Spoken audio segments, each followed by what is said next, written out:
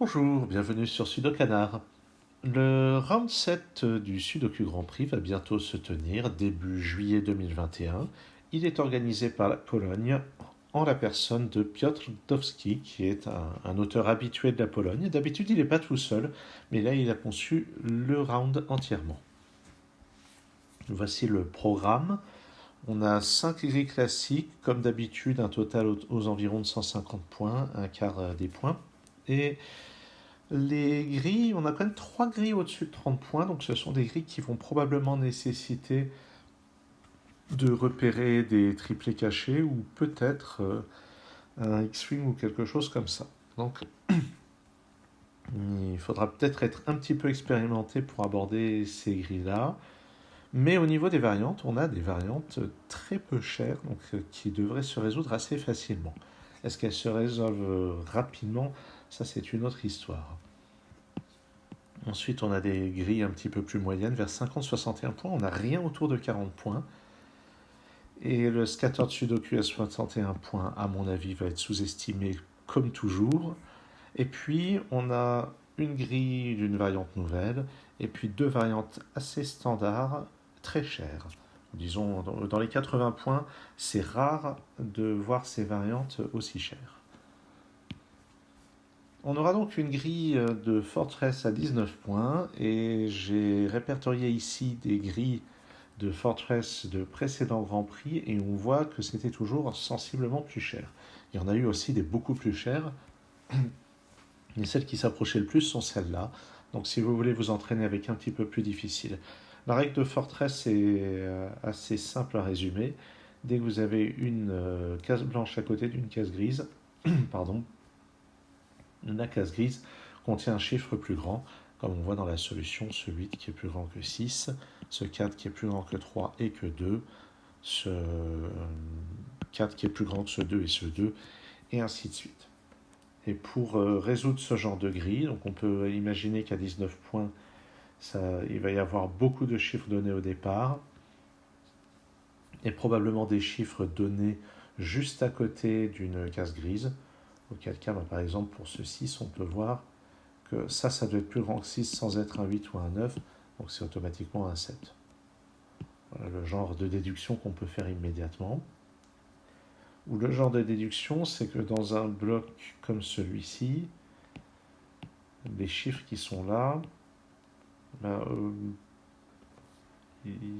j'allais dire, ils ne doivent pas être très grands, mais en fait, ça dépend. Ça peut très bien être un 7, avec un 8 ici et un 9 là. Le 2 peut très bien être là, puisqu'il n'est voisin d'aucune case blanche. Donc, oui, je sais pas, il faudrait voir de plus près. Et par exemple, avec les deux 1 qui sont là, et le 1 qui est là, bon, il y a un 1 ici, mais un 1 ne peut être dans une case grise que quand il est au milieu. Ah bah non, ouais, dans ce bloc, le 1 pourrait être a priori dans n'importe laquelle de ces 5 cases, puisque c'est des fausses forteresses. Bon, bref. Je suis pas sûr que ce soit un exemple très, très probant ici. Extra Region Sudoku.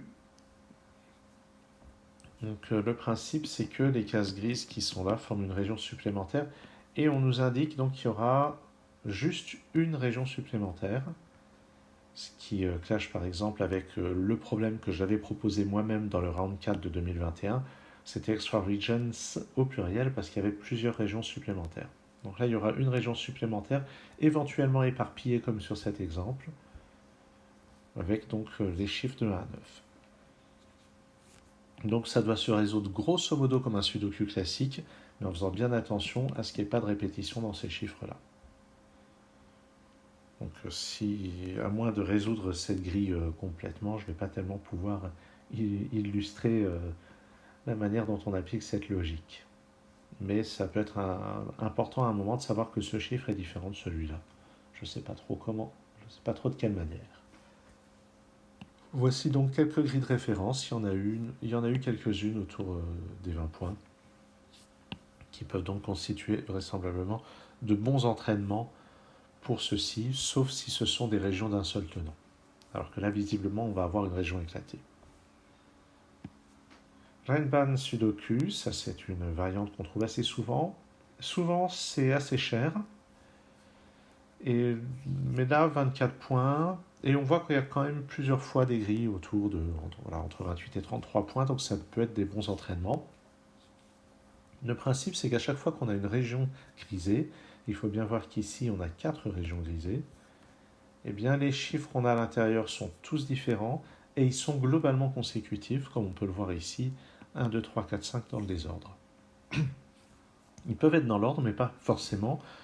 Ce sont des chiffres consécutifs. Donc là, on voit par exemple 4 et 3, 2 et 1. Ici, 5, 6, 7, 8, 9. Et vous pouvez trouver sur Sudokanar un certain nombre de résolutions de Renban.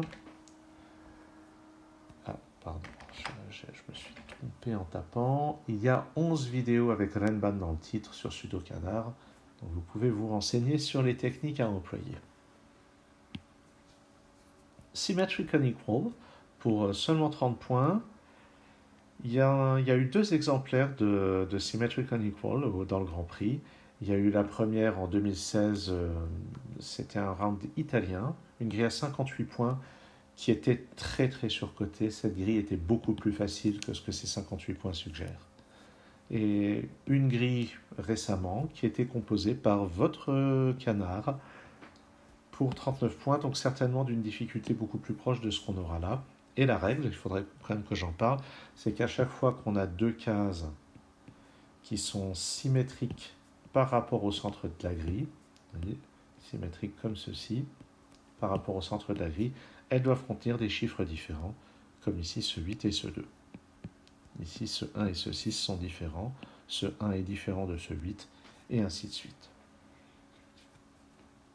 Et la principale astuce à connaître pour résoudre ce genre de problème, c'est que, mettons que ici, j'ai démontré que les chiffres doivent être 5 et 9. J'ai aucune idée, visiblement, c'est pas ça. Ah bah tiens, on va dire 6 et 9 pour que ça soit comme dans le vrai problème. Mettons que par des moyens quelconques, on ait déterminé que ces deux chiffres doivent être 6 et 9. À ce moment-là, ces deux cases ne peuvent pas être 6 ou 9. Parce que cette case est forcément différente de celle-ci, ce chiffre est différent de celui-ci par les règles habituelles du Sudoku, et ce chiffre est différent aussi de celui-ci par la règle spéciale de cette variante. Même chose, cette case va celle-ci directement, et celle-ci par la variante. Donc ces deux cases doivent être différentes de ces deux-là. Et si on a une paire ici, on peut exclure les chiffres 6 et 9 de ces deux cases. Ce qui nous limite à 4, 5 et 2. Voilà. Et à mon sens, c'est la seule logique un petit peu particulière, et pour 30 points, c'est même pas sûr qu'on en ait besoin. Par contre, ça peut être un peu fatigant de toujours scanner la case symétrique, mais ça devrait quand même être assez facile. On entre dans des variantes un petit peu plus difficiles. Diagonally consecutive, le principe, c'est qu'à chaque fois qu'on a un trait comme ceci oblique, ça signifie que les deux chiffres reliés par ce trait sont consécutifs. Et attention, très important, la réciproque est vraie aussi, ce qui signifie par exemple que ces deux chiffres ici, qui se touchent diagonalement, doivent ne pas être consécutifs quand il n'y a pas de trait. Et cette règle négative est évidemment très importante. Il y a eu un certain nombre de grilles de ce type dans des grands prix précédents, et c'était parfois assez cher, comme celle-ci à 73 points. Il y en a quand même eu deux dans des scores assez semblables, et je ne sais même pas si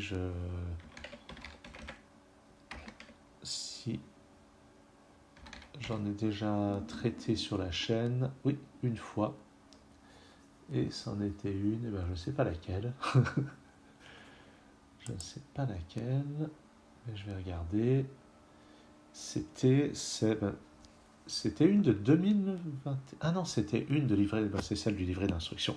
Donc on peut trouver sur la chaîne une vidéo dans laquelle je résous ce problème-là. Et vu que la vidéo fait 7 minutes, c'est que le problème devait être extrêmement facile. Il faudra que je me décide un jour à résoudre une de ces deux grilles-là pour référence. Éventuellement les deux. 61 points, Scattered Sudoku. Le principe, c'est qu'on a aussi une extra region qui est éparpillée, mais en plus, le reste de la grille est irrégulier. Moi, je trouve ça infernal, personnellement. Il y a une vidéo récemment sur la chaîne, donc j'ai donné des grilles de référence, et justement, j'ai résolu en vidéo celle-ci, celle qui était signée James Peter du précédent Sudoku Grand Prix. Et la vidéo fait 25 minutes, hein, donc c'est un problème assez difficile. Mais je sais qu'il y a des gens qui arrivent à les résoudre beaucoup plus rapidement, qui ont une meilleure vision que moi sur les choses irrégulières. Moi, personnellement, c'est toujours un cauchemar. Et dans ce Grand Prix, c'est clairement une grille que je n'essayerai pas. Top Heavy Sudoku, c'est la seule formule totalement nouvelle dans ce Grand Prix. Et ça a l'air assez rigolo. Le principe, c'est que dès qu'on a deux cases adjacentes verticalement avec des chiffres entre 1 et 7, le plus gros chiffre est au-dessus. Ce qui entraîne par exemple que quand on a un 1 comme ceci, le chiffre d'en dessous est forcément dès le début un 8 ou un 9. Et que quand on a un 7 comme ceci, s'il y a une case au-dessus, c'est forcément aussi un 8 ou un 9. Et ça signifie qu'en dessous d'un 3, eh bien, ou bien c'est 1 ou 2, ou bien c'est 8 ou 9. Ainsi, entre un 6 et un 4 comme ceci, ou bien c'est un 5, ou bien c'est un 8 ou un 9. Voilà la logique qu'on peut établir. Et entre ce 4 et ce 3, c'est forcément un 8 ou un 9, parce que sinon, ça devrait être un chiffre compris entre 3 et 4, ce qui n'existe pas. Voilà le genre de déduction qu'on peut faire. Je n'ai pas encore essayé cette grille, peut-être que je ferai une vidéo dessus, quelque chose me dit qu'elle va être assez facile, mais j'en sais rien.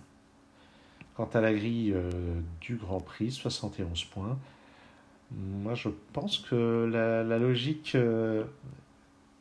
a l'air assez abordable, mais bon, préjugé que tout ça. Il faudra voir. Notons quand même sur cette grille que le 9 qui n'est pas ici va être forcément ici ou là, donc on peut effacer le 9 dans les candidats de cette case. Quand même un point intéressant. Ah oui, en fait, on a le 9 et le 6 ici qui ne sont pas là, donc ils vont être ici pour former une paire. Le 6 ne colle pas entre le 4 et le 3, donc c'est le 9 ici et le 6 là. Ok. Je n'avais pas fait attention à ça. Là-dedans, il y a un 8, un 1 et un 2. Et ce qui est intéressant, c'est que le 1 n'étant pas là, le 1 va être ici ou là. Mais le 2 ne peut pas être en dessous du 1. Donc on a plusieurs scénarios, mais ça, aucun scénario avec le 2 et le 1 juste au-dessus. Donc si on met le 1 ici, c'est le 8 en dessous. Si on met le 1 ici, c'est le 8 en dessous aussi. Donc il y a seulement deux scénarios, un 8-2 comme ceci, ou bien un 8-2 comme cela. Voilà le genre de logique qu'on peut appliquer. Ça, moi, ça me semble abordable. Maintenant, faudra voir dans les conditions du direct. Je crois qu'on peut écarter cette option-là, le 1-8-2 comme ceci, parce qu'ici, comme le 8 et le 9 sont déjà placés, ici, il faudrait un chiffre compris plus grand que 6 et plus petit que 2, et ça n'existe pas. Donc on peut exclure ça. Et maintenant, tous les autres chiffres qui sont différents de 8 et de 9 dans cette colonne, donc entre le 8 et le 6, ou plutôt au-dessus du 6, ça va être forcément le 7. Il reste à placer 3, 4 et 5. Ah oui. Puis là, à cause du 9, il n'y a pas vraiment de contraintes, seulement les contraintes du Sudoku. Palindrome Sudoku, c'est une variante que j'aime beaucoup. D'ailleurs, je pense en avoir corrigé un de ma composition il n'y a pas si longtemps. Ah, ça fait quand même quelques temps. Ça doit quand même faire au moins 2 mois. Un qui serait nettement moins cher que les 83 points qui sont là, mais plutôt de l'ordre des 50 points à mon avis. Je crois que c'est la première fois, oui, oui j'ai vérifié, c'est la première fois qu'il y a un palindrome aussi cher en Grand Prix, donc ça devrait être assez difficile. Et le principe, c'est qu'à chaque fois qu'on a une ligne comme ceci, on a des chiffres qui sont clonés. Celui-ci est le même que celui-là, ce qui veut dire qu'il est différent à la fois de 1, 3, 7, 5, de 1, 6 et 7, ce qui lui laisse quand même 4 candidats, 2, 4, 8, 9. Et on peut faire la même chose pour les autres. Par exemple, celui-ci est différent de 1, 2, 4, 3, 7, mais aussi de 8. Donc 1, 2, 3, 4, 7, 8, il reste 5, 6 et 9 comme candidat pour ça. Et le chiffre qui est à la fois là et là va forcément être parmi ces trois cases. De même, le chiffre qui est là ou là va forcément être parmi ces trois cases.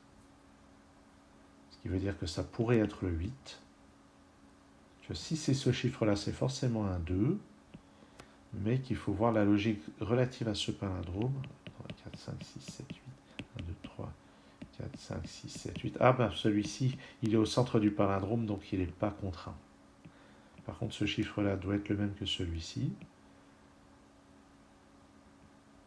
Ce qui ne peut donc pas être un 9. Donc on voit que le chiffre qui est là est dans l'une de ces trois cases et aucune de ces trois cases ne peut être un 9. Donc ça restreint les candidats ici à 2, 4 et 8.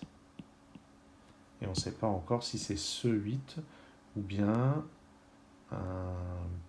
Ah, ça ne peut pas être un 4 non plus. Ça ne peut pas être un 4 non plus à cause de ça, donc c'est forcément un 2 ou un 8. Voilà la logique qu'on peut appliquer. Alors si on cherche palindrome sur Sudokanar, on trouve 5 vidéos avec palindrome dans le titre, dont 3 qui sont vraiment des palindromes, dont un en Grand Prix. Et bien celui-ci, celui-ci à 69 points est résolu dans une ancienne vidéo. La vidéo fait 18 minutes, donc ça a l'air assez abordable. C'est une vidéo qui date du 15 mai 2020, donc celle-ci, vous pouvez aller la regarder sur Sudokanar. Je ne suis pas l'auteur, mais l'auteur de la vidéo. Et pour finir, nous aurons un Odd Even Pair Sudoku. Et il se trouve que récemment, j'ai résolu celui-ci, à 56 points, signé Bastien Vialgem, le boss du Sudoku français. Et j'ai donc trouvé un autre exemple à 53 points, mais rien qui soit aussi cher que ce qu'on nous annonce ici à 88 points. Le principe, c'est qu'à chaque fois qu'on a une gélule comme ceci, il y a un chiffre pair et un chiffre impair dedans.